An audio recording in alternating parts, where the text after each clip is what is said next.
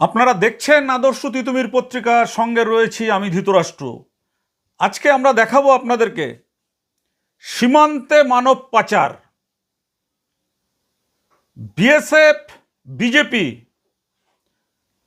মানে আমাদের ভারতের বর্ডার সিকিউরিটি ফোর্স এবং বিজেপি বাংলাদেশের যে ফোর্স রয়েছে বর্ডার গার্ড, তাদের চোখে ধুলো।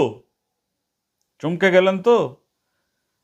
ঢাকা থেকে স্বরূপনগর ১৩ বছরের মেয়েকে পাচার, গ্রামবাসীদের তৎপরতায় উদ্ধার। আমরা সব খবর দেখালে না আপনারা চমকে যাবেন যে এই মানব পাচারের যে চক্র, এই চক্র সারা পৃথিবীতে ছড়িয়ে রয়েছে। আজকের এই অন্তর্তদন্তমূলক রিপোর্টটি তুলে ধরছেন আমাদের ক্রাইম রিপোর্টার সুরেন্দ্র কুমার সিং। দেখুন, আপনারা জানেন শিশুদের কোনো দেশ হয় না, কিন্তু শিশু যারা পাচারকারী তাদের কিন্তু নজর সীমান্ত মানে না। যদি সীমান্ত মানত তাহলে বিএসএফ, বিজেপি দেখবেন যে কত সোনারে ধরে, বিস্কুট ধরে, মাছ নিয়ে, পাসপোর্ট নিয়ে কেউ আসতে গেলে সেই মাছ আটকে রাখা হয়, কত কি হয়। আর এদিকে একটা ছোট্ট বাচ্চা মেয়ে ১৩ বছর, তাকে বাংলাদেশ থেকে পাচার করা হচ্ছে। বিএসএফ, বিজেপি মানে বিজিবি যেটা বাংলাদেশের, তাদের চোখে ধুলো পড়ে গেল। ধুলোটা কেন পড়ে আপনারা তো জানেন, পুরোটা জানতে চান, আমরা পুরোটাই দেখাবো। ঢাকা থেকে সাতক্ষীরা হয়ে, মানে বাংলাদেশের ঢাকা থেকে বাংলাদেশের সাতক্ষীরা হয়ে স্বরূপনগরের সোনাই নদী পার করে ১৩ বছরের এক নাবালিকাকে নিয়ে এদেশে ঢুকে পড়ল আন্তর্জাতিক মানব পাচার চক্র। কি বুঝলেন? বলছিলাম না যে মানব পাচার যে চক্র, এই চক্রের হাত কিন্তু গোটা পৃথিবীতে। মানে এই যে ছোট ছোট মেয়েদের, এদের মানে আমরা ভাবতে খুব অবাক লাগে যে আমাদের দেশটা, পৃথিবীটা কোথায় চলেছে। এই বাচ্চা মেয়েদের খুব চাহিদা, এবং এদেরকে কোনো দেশ মানে না।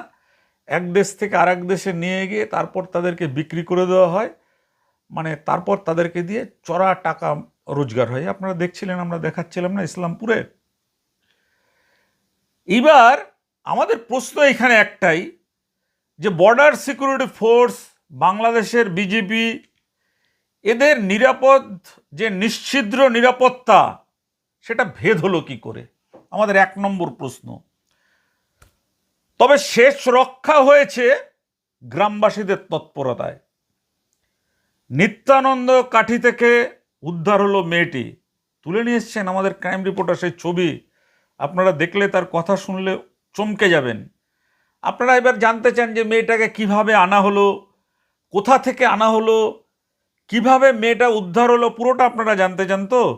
আমরা বলবো, পুরোটা শুনলে আপনারা একেবারে স্তম্ভিত হয়ে যাবেন। এই বাচ্চা ১৩ বছরের মেয়েটিকে মাসির বাড়ি পৌঁছে দেওয়ার নাম করে তোলা হয়, এবং বাসে জল খাওয়ানোর পর আর কিছু মনে নেই, বুঝবেন।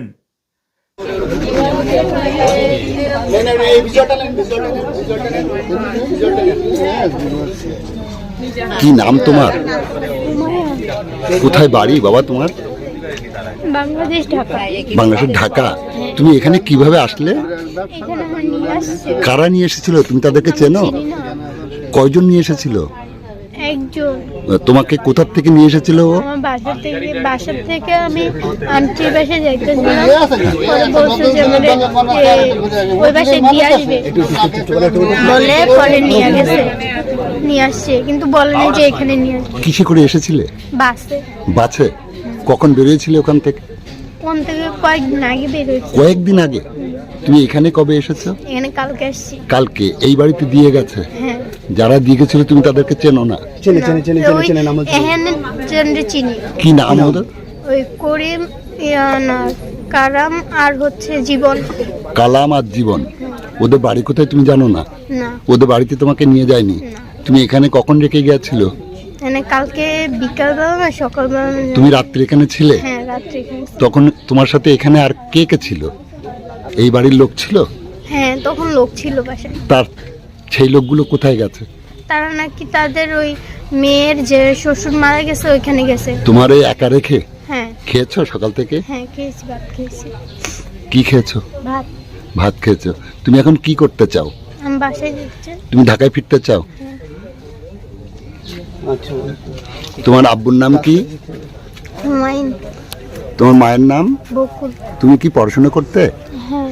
কি পড়তে? আমি মাদ্রাসা পড়তাম। কোন মাদ্রাসায়? নাম কি? হযরত আলী মহিলা মাদ্রাসা। কোথায় এটা? ঢাকায়। ঢাকাতে। হুম। তুমি যে ওখান থেকে এসেছো তোমার মা বাবা কেউ কি জানে? না। কেউ জানে না? তুমি এখন বাড়ি ফিরতে চাও? তোমার মোবাইল নাম্বার আছে? না, আমার কাছে মোবাইল নেই, মোবাইল নাম্বারও নেই। তুমি বাড়ির কারোর নাম্বার জানো? না, আমার তো কারোর নাম্বার জানা নেই। মেয়েটাকে যখন বাসে জল খাওয়ানো হলো, তারপর সে সব কিছু মানে এমন কিছু জলের সাথে মিশিয়ে দেওয়া হয়েছিল, তারপরে তার আর কিছু মনে নেই। ঘুম ভাঙতে যখন মেয়েটার ঘুম ভেঙেছে, তখন সে দেখছে সামনে নদী। সোনাই নদী তাকে পার করে আনা হলো নিত্যানন্দকাটি গ্রামে নজরুল সর্দারের বাড়িতে। ভাই আপনার নাম কি?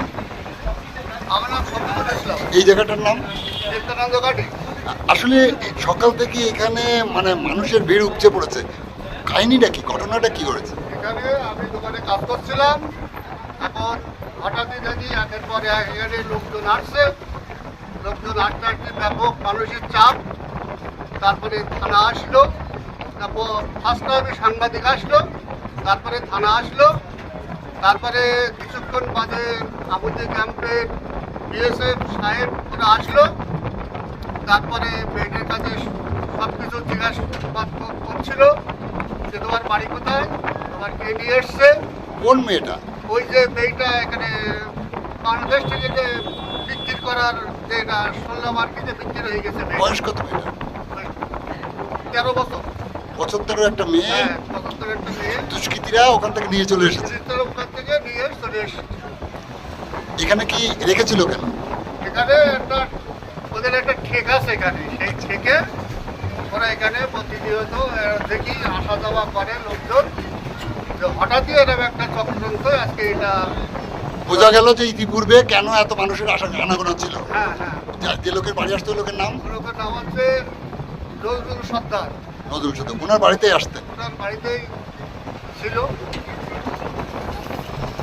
আসলে এই যে ঘটনা, এটা নিয়ে আপনাদের প্রতিক্রিয়া কি এলাকাবাসী হিসেবে? আমাদের প্রতিক্রিয়া বলতে এখানে আমাদের ঘরের ছোট ছোট বাচ্চা স্কুলে যায়, শারীরিক করে, এখানে আমাদের একটা সুন্দর ব্যাপার, যদি এইভাবে তাদের কিছু লজেন্সের সাথে কিছু খাওয়াইয়ে যদি নিয়ে যায়, তাহলে আমরা তো সেই মেয়েটার পাবো না, তখন আমরা দিশেহারা হয়ে যাবো যে আমাদের বাচ্চারা কোথায় গেল কোথায় গেল।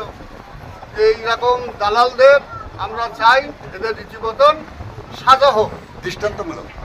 যারা দুষ্কৃত তাদের সাজা হোক। আপনার নাম? আমার নাম হচ্ছে শফিকুল ইসলাম।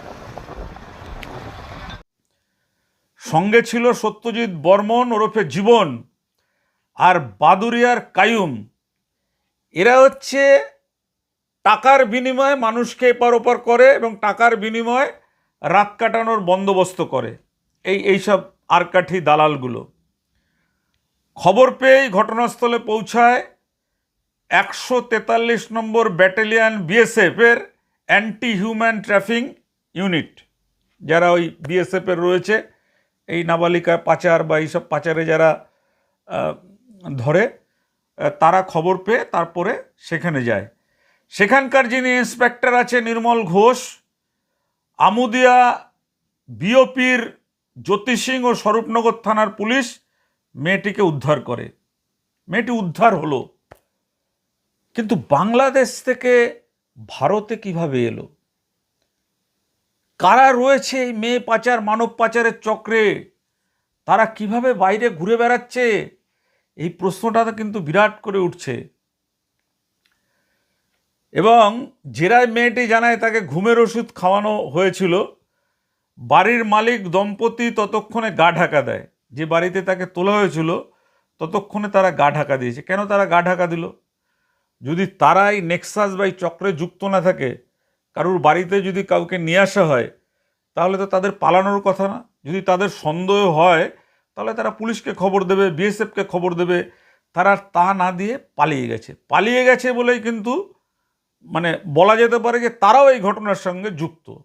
আমরা এসে দেখতে পেলাম এখানে একটা বাচ্চা যার বয়স 12 কি 13, এলাকার কিছু দুষ্কৃতী ছেলে যারা নারী ও শিশু পাচার চক্রের সাথে যুক্ত, তারা ওকে ওখান থেকে নিয়ে এসে বেঙ্গালোরে পাঠাচ্ছিল। এই কাজটা আপনারা কিভাবে দেখছেন, কেমন চোখে দেখছেন, যদি একটু বলেন। ওখান থেকে উপযুক্ত শাস্তি ওর হোক, ওইটুকান মেয়ে কেন এই কাজ করবে মানুষ? মেয়ের দোষ না তো? ও তো বলছে কি আমি মাদ্রাসায় পড়ি, আমার নিয়ে এসছে হচ্ছে বলিছে তোর আপা যেখানে থাকে সেখানে নিয়ে যাব, কিন্তু আমার আপা কোথায় থাকে আমি জানি না। ও মেয়ে বলছে তার আমি মানে ওর ওকে কাছে ভুল জিজ্ঞাসা করি। ওকে ভুল বুঝায়ে ওকে বাড়ির থেকে বের করে নিয়ে হ্যাঁ। এসেছে পাচার চক্রের দুষ্কৃতীরা। হুম। এই দুষ্কৃতীদের জন্য আপনি কি বলবেন? এই কাজ কি চলা উচিত না, তাদের শাস্তি হোক, 1000 বার শাস্তি হোক। এই জায়গাটার নাম কি? নিত্যানন্দ কাটি। আপনার নাম কি? লাইলি। এই যে বাড়িতে এনে রেখেছে এই বাড়িওয়ালার নাম কি? নজরুল সর্দার। নজরুল সর্দার। ওনার ছেলে মেয়ে আছে? হ্যাঁ, সব বিয়ে হয়ে গেছে। ও বিয়ে তো গরিব মানুষ, ও কাটতে পারে না, কে এনে রেখে গেছে ও আচ্ছা, বলতে আচ্ছা। পারে না। এবার এখানে একটাই আমরা প্রশ্ন তুলে শেষ করতে চাই। সমস্ত ছবিগুলো আপনারা ভিডিওগুলো দেখলেন। আমাদের প্রশ্নটা হচ্ছে, যতন্দ্র প্রহরীর চোখ ফাঁকি দিয়ে দিনের পর দিন সীমান্তে চোরাচালান ও মাদক ও মানব পাচার চলছে কি করে, কিভাবে চলছে? জবাব চাই। এলাকার বাসীর দাবি যে কড়া নজরদারি আর দৃষ্টান্তমূলক শাস্তি চাই এই মানব পাচারকারীদের। এখানে আমাদের যে কথাটা আপনাদের আমরা বলতে চাই আদর্শ তিতুমিরের পত্রিকার পক্ষ থেকে, সেটা হচ্ছে যে আপনার এলাকায় এই ধরনের ঘটনা ঘটলে আপনি কি করবেন, কি দায়িত্ব পালন করবেন, আমাদের কমেন্ট করে জানাবেন। মনে রাখবেন, আদর্শ তিতুমির পত্রিকা কিন্তু কোনো বাবুদের কাছে লেজুর বাধা নয়। যা সত্য সেই সত্য খবর কিন্তু আদর্শ তিতুমির পত্রিকা তুলে ধরবে, এবং তুলে ধরবে আপনাদের জন্য, আপনাদের জানার জন্য। খবরের ভিড়ে আমরা কখনো নিজেদেরকে বিকিয়ে দিতে চাই না। তিতুমিরের খবর মানেই সচেতনতামূলক, জনস্বার্থ, সমাজকে সফেদ করা। আজ পর্যন্ত ভালো থাকবেন। আগামী কোনো পর্বেই এ ধরনেরই সংবাদ দেখতে হলে অবশ্যই চ্যানেলটাকে সাবস্ক্রাইব করে রাখবেন, শেয়ার করবেন, লাইক করবেন। নমস্কার।